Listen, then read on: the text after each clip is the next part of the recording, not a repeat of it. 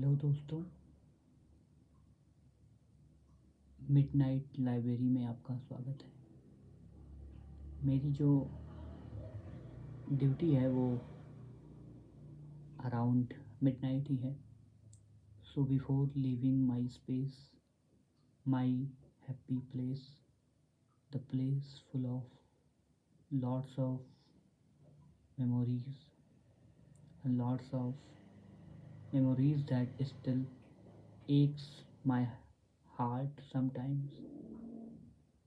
So before leaving this happy place for my night shift of duty as a cop, I, Ashish Shukla, welcome you here in my midnight library. Books may not be visible to you, but the voice of notification must be, because this world is full of noises and we forget to listen ourselves. By the way, मैं आपको अपनी एक कविता सुनाता हूँ, और सबसे बड़ी गलती मैंने यही की थी कि ये कविता मैंने वो सारी चीज़ें जो इसमें लिखी गई हैं उनको पूरे होने से पहले ही लिख दी थी। बस एक प्लान बनने वाला था, लेकिन वो कभी एग्जीक्यूट नहीं हो पाया। मैं खुश था कि शायद चीज़ें ऐसी होंगी, लेकिन वैसी कभी हो ही नहीं पाई।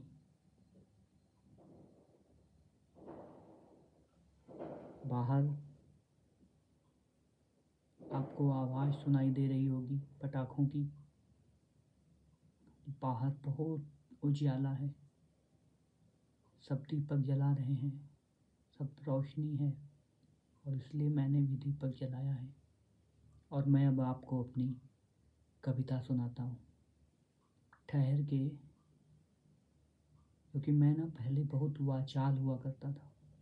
बहुत तेज आवाज़ में बोलना मेरी आदत थी, मंच से, माइक पे। बट अब मुझे लगता है कि ठहर कर बोलना बहुत ज़रूरी होता है।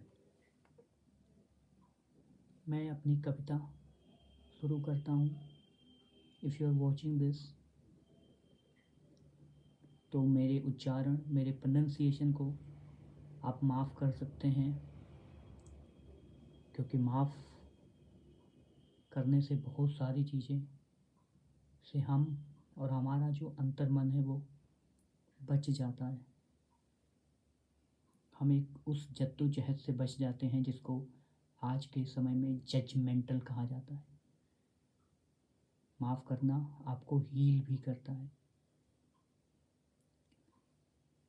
तो कविता है कि गहरी होती रात में, गहरी होती रात में तुम मेरे साथ बालकनी में बैठे हो।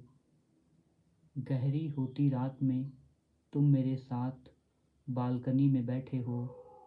कितने घाव लिए सीने में, कितने बदलाव लिए जीने में।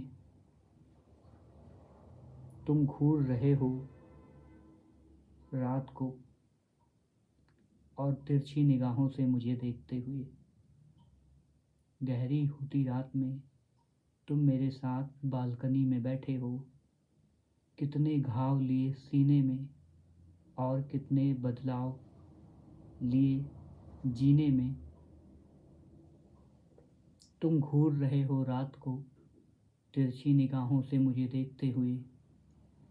रात की खामोशी में तुम बेचैन हो उठते हो। बोलना कुछ नहीं चाहते, सिर्फ देर तक मुझे देखते हो। तुम्हें पता है, पहले मुझे आसमान के तारे पसंद नहीं थे। तुम्हें पता है, पहले मुझे आसमान के तारे पसंद नहीं थे। समझ नहीं आता था रोशनी किस में ज़्यादा है।